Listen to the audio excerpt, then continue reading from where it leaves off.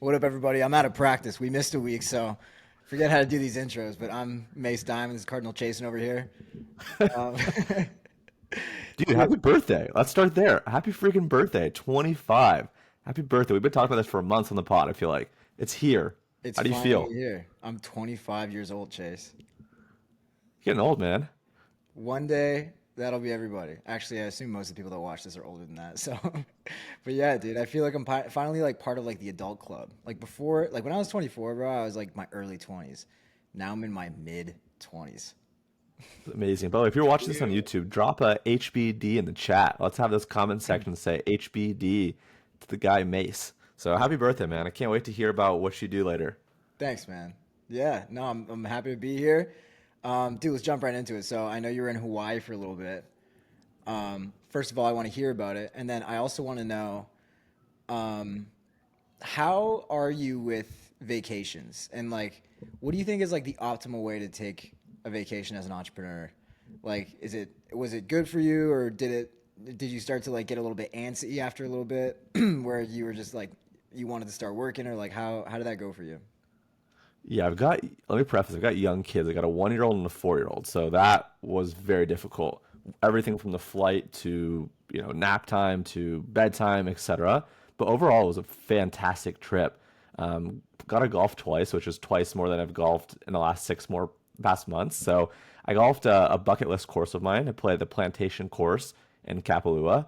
I don't know if you watch the PGA, but the PGA, like the tournament, every year starts there in January, and it's just beautiful, dude. So it was absolutely beautiful. Got to golf that with my father-in-law. We golf right behind the owner. The owner is worth like 26.5 billion. He's the founder of a clothing company called Uniqlo. Have you heard of those guys? They're a Oh, Japanese clothing yeah. company. Yeah, yeah. So this guy, he bought the two golf courses out there. One's called Kapalua Bay Course. The other one's called Kapalua Plantation. I actually golfed the Bay Course like 5 years ago for Miles's wedding. He treated like, I don't know, 50 or 80 of us. I don't know the number out there. And then I played the morning course, or the other course this time. That was awesome. Um, I did like, I don't know, 5 to 7 mile walks with my youngest daughter in the stroller a couple days. I went to the gym, went to the pool. So it actually ended up being a really great vacation. So personally, like with the family, that type of stuff was fantastic. On the work side, that was a little bit more of a struggle. Basically, what happened was my youngest daughter took a nap like in the middle of the day.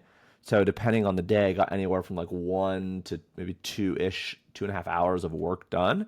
So that was like my work time for the week. And what I realized is I only probably have about 2 to 3 hours of work a day that I need to do to like quote unquote maintain. So for me to keep up with everything, it's about 2 to 3 hours. For me to get ahead, I probably need about 4 to 6 hours. So I felt like the trip was great for keeping things status quo, keeping the businesses going, the lights on, but it wasn't great for getting ahead. Like I'm really behind on this course I'm trying to finish.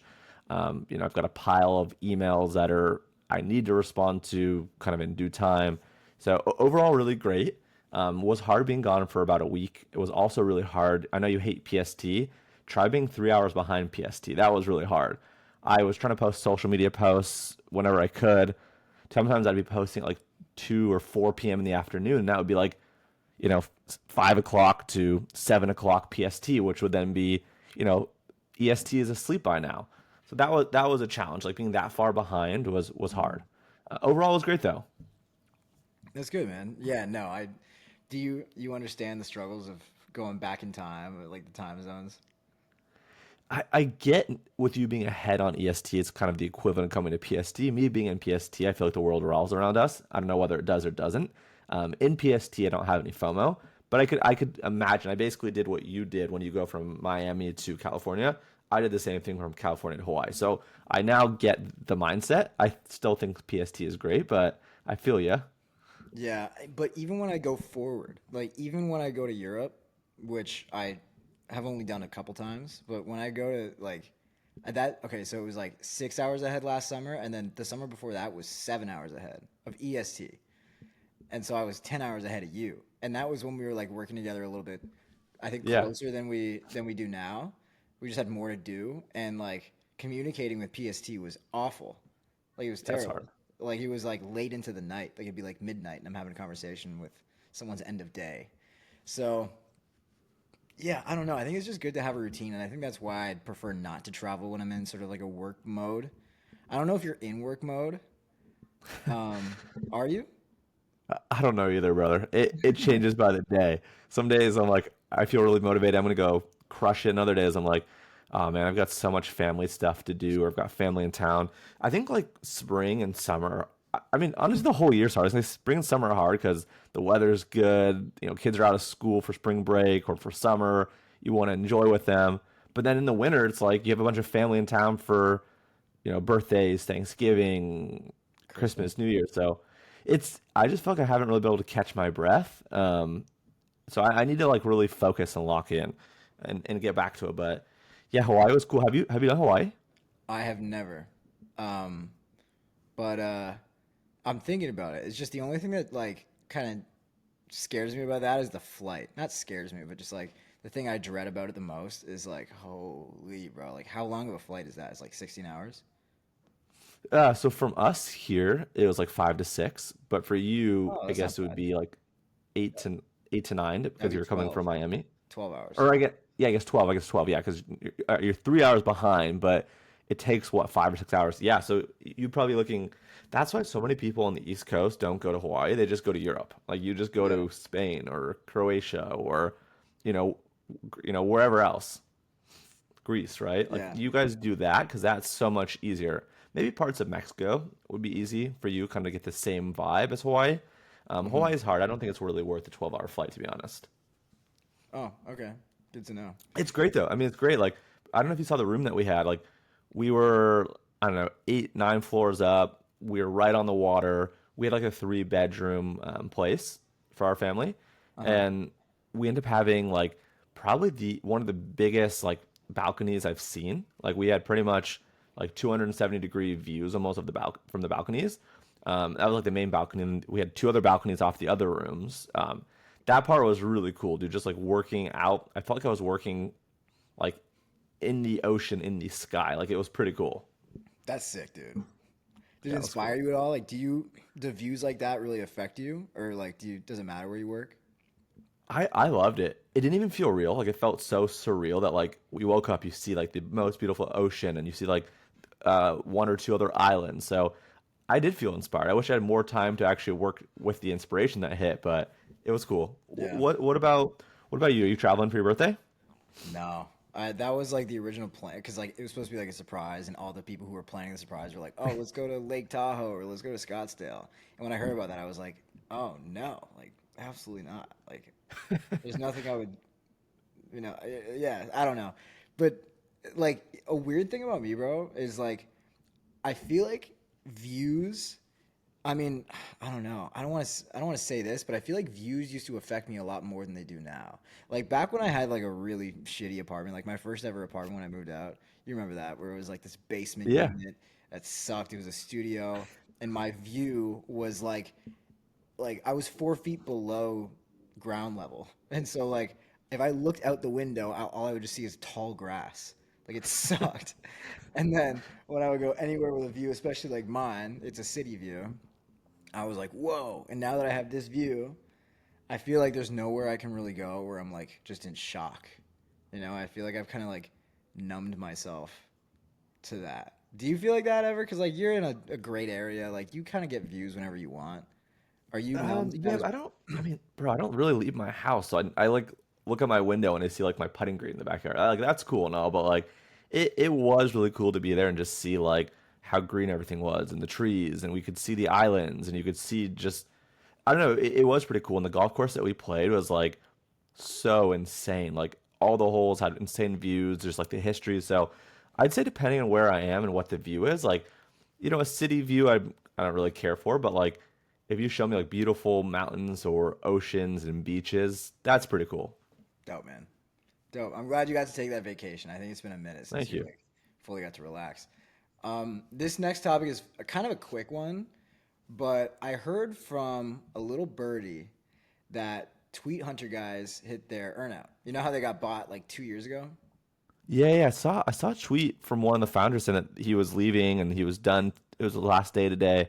I didn't actually read into it though. Can you tell me about it? I don't know. I don't think it was from Twitter. Someone told me this. I don't know if it's like, um, I don't know if they posted this, but I think it's fine to share. But like, yeah, the original deal was like I think they split like they got 1 million, all three of them, so they each made like 300K or something like that, and then they had to hit earnout targets for them to get the actual number, which was like closer to 10 million, and I think Yeah, they hit it, and I think they grew from like a mil ARR to like 8 mil in like 2 years, so they just like hyper scaled, but six of that eight was from their LinkedIn product, which I thought was really interesting.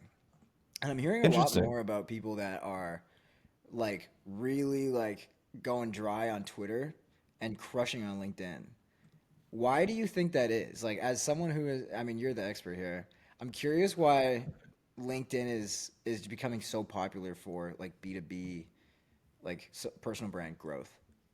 Yeah, it's interesting. But yeah, remember, I think they did sell like 2 or 3 years ago. I was trying to find the timeline. And I think they sold for like 1.2 or 1.4. So not a ton. I mean, a little bit of low seven figures, a little bit of cash up front. They probably did split that. I think JK left. He was the third partner that kind of joined later. I Hmm. think he left and he's doing like his own coaching thing. So I think that was probably, I'd imagine, most of the money that he made. And then the other two guys, I forgot their names. Like one's Tebow and I forgot the other Those guy's French name. guys, they're mean, Yeah, bro. yeah, They're mean. yeah, very nice guys. No, Yeah, I do I was, remember hearing that it was a low eight-figure package, kind of in total, if they hit their numbers. So yeah. you're saying that they got an additional about eight. You're saying 8 to 10. They got more like recently. Uh, no, they hit. Well, I don't know exactly what the number was. I think they posted a breakdown when they first sold, and I think it was like 10 something.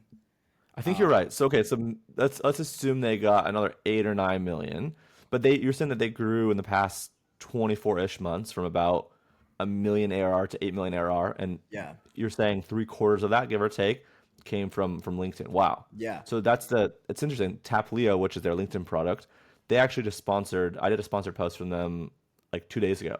So it seems like they're doing kind of. I've seen Justin Welsh do it. Seems like they're going pretty hard on like influencer kind of promotion as well as kind of affiliates. They're pushing like their affiliate stuff pretty hard too. Like a while back, they kept asking me if I wanted to be an affiliate. Um, but yeah, I think with your actual question on like Twitter, I mean, I'm feeling it, dude. Like I used to get 3 to 5 million impressions a month pretty consistently on Twitter. I'm at like 1 to 2 million a month right now. So like I'm down, fairly big, right? More than a half I'm down. And it's frustrating, right? Like the same content on Twitter gets a fraction of the views than it does on LinkedIn. My audience on Twitter is 100 something thousand. My audience on LinkedIn is about 300,000. But even when my Twitter audience and my LinkedIn audience were more similar, I was still getting a lot more juice over the past like 12 to 18 months from LinkedIn. So I think people have figured out that the content that works on Twitter also works on LinkedIn. I don't think the opposite is true. Like I don't think if you make LinkedIn specific content, it necessarily works as well on Twitter. But going from Twitter to LinkedIn, I think is very easy and natural for a lot of creators. And then there's not as many people creating. I don't think the audience on LinkedIn is as sophisticated or savvy as the audience on Twitter. So I think they're blown away by a lot of these things and therefore are pretty share happy. They hit that repost, reshare button pretty easily, Mhm. and they're willing to engage. So I just think like a lot of people are moving there because it's like the platform for B2B. 80% of leads that are organic on social actually happen from LinkedIn. So I think people just realize that like the folks over there aren't as sophisticated. They have budgets. A lot of them work for big companies, and they're willing to pay for courses. They're willing to pay for consulting. They're willing to pay for agency services. So I just think like seeing the success of some of the big creators on LinkedIn, everyone else is trying to follow suit. One of the big LinkedIn creators, I'm in a group with him. I can't say who. He just did like 7 figures on a course launch in like 5 days. Whoa. I'm guessing most of that was LinkedIn led. I don't know the exact breakdown, but he had a few thousand people buy his product or his course, whatever it was. In between the range of like $500 to $700 pretty recently, Holy and that was shit. like at a 90% plus margin. Bro, do I know this guy? Maybe I'll tell you after who it is, but Yeah. like I just think the Whoa. reach there and it's just crazy. Like, I mean, dude, like I'll do 100 million impressions again this year on LinkedIn, right? That comes out to what 8 to 9 million impressions a month on average. And I'm getting tons of sponsorship. Dude, Amazon sponsor me. I'm working with What? Amazon on their like Amazon Buy with Prime program. They want to get that program out in the hands of e-commerce brands. So I'm Uh-huh. doing like a huge deal with them. I did Walmart. Everyone's reaching out to me because of LinkedIn. They find me on LinkedIn. So it just seems like the dollars are there right now. So Dude, it makes a lot of sense. did I tell you that Jeff Bezos like brushed my back on Thursday? Yeah. Yeah, Wait, I was recently? this is like a couple days ago. No It way. was my No. first night here. How? It was my first night here. And we went to this event. Or it wasn't an event. It was just like this lounge kind of bar in South Beach. And we go there, and they weren't letting anybody in because there was someone in there with a big party, and he had armed guards and stuff like that. And they didn't want to be too crowded because it was like a security risk, and it was a very Okay. high profile celebrity. And me and Ben and Griff were thinking like, who? Like me and Ben, and we're all high profile. We're out here, bro. Like they can't be more high profile than us. And then we're like kind of standing outside, and then like you just see like this little bald dude with veins popping out of his head walk right behind me, and he kind of like he didn't actually brush my back, but he was, I swear to God, like a couple inches away from me. Walked right into an SUV, and then he was out of there.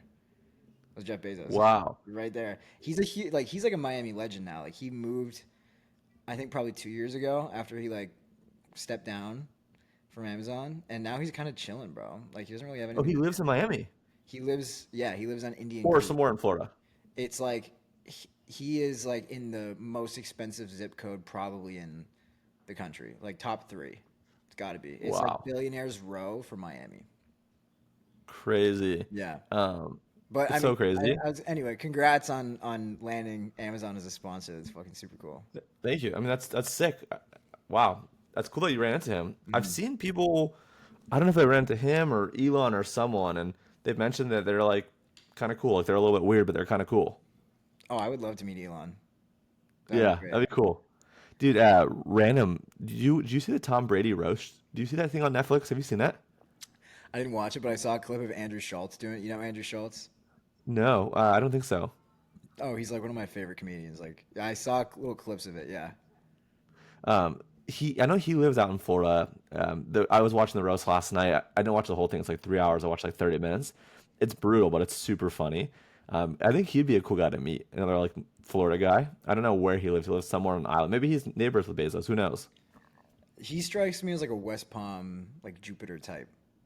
Okay. That's Yeah, sort of maybe he like is. that's like the OC equivalent. Okay. Yeah, I'd love to golf with Brady. If anyone knows Brady and can get me to golf with him, let me know. That'd be sick. Ben has actually no. Wait, was I there?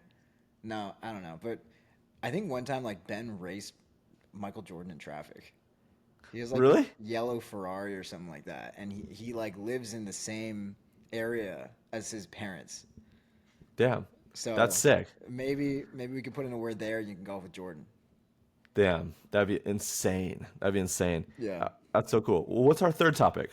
Yeah, we get the last one here. Okay, so it's a does outsourcing equal bad quality? And the reason I thought about this was because I recently let go of my Instagram agency, and starting May 1st, it was all on me to produce content. And the agency, by the way, is very good. Like they did a pretty good job.